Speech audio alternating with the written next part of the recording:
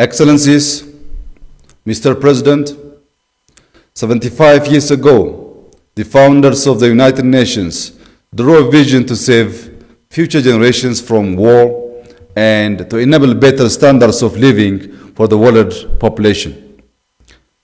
With such a vision, the UN not only managed to avert another tragic world war, but now delivers much needed support to humanity. We owe gratitude to the brave women and men working in various capacities within the UN system, advancing peace, contributing to the resolution of conflicts, and delivering much needed life-saving assistances. Mr. President, we are not, of course, oblivious to the many challenges and shortcomings of the UN, which will continue to elicit discussion and debate among policymakers, scholars, and the wider public. In the face of new and complex challenges, the UN is indeed under enormous pressure to deliver better. This is why it needs to evolve and adapt with the new global realities to make itself fit for purpose. Mr. President, the year 2015 was indeed an important year for the UN with the landmark adoption of concurrent resolutions by the Security Council and the General Assembly, which created a great sense of hope and optimism for multilateralism. However, these achievements are now under serious threat of setback over rising geopolitical tensions. At a time when the world needs global leadership and collective action to tackle complex challenges, the ongoing standoff in Security Council is undermining the UN and the organ's credibility. Such a stalemate further supports the need for the Security Council to be reformed and adapt to current global realities. Together with this, we believe the historic injustice against Africa must also be redressed through adequate representation.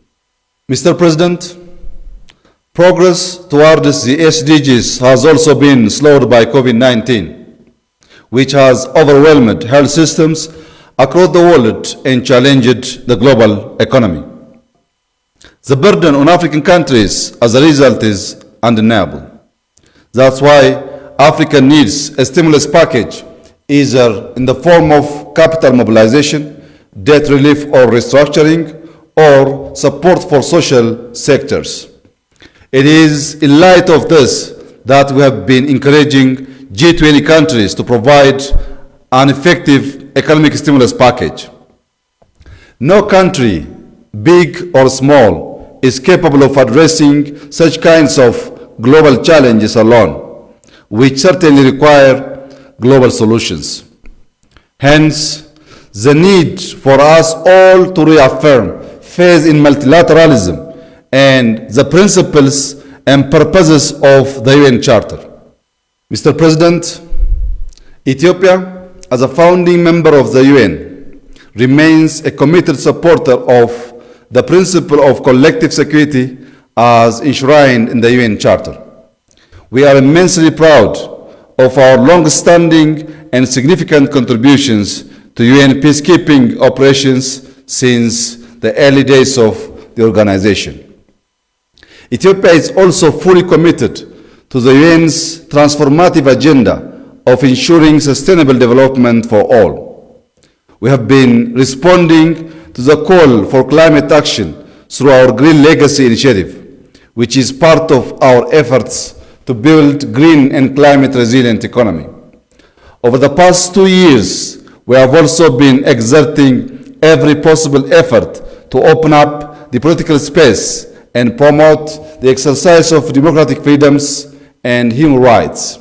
We have no illusion that this would be a smooth ride, and there have been stiff challenges along the way. Rest assured that we remain committed to the objective of democratization, and we will pursue our reform efforts with all the necessary political commitment to achieve a successful transition and hold peaceful and credible elections.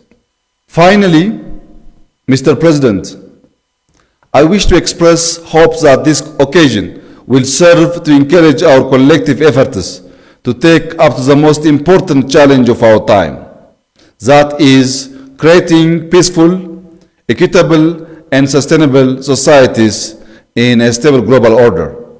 Ethiopia remains committed to the ideals of the UN. I thank you.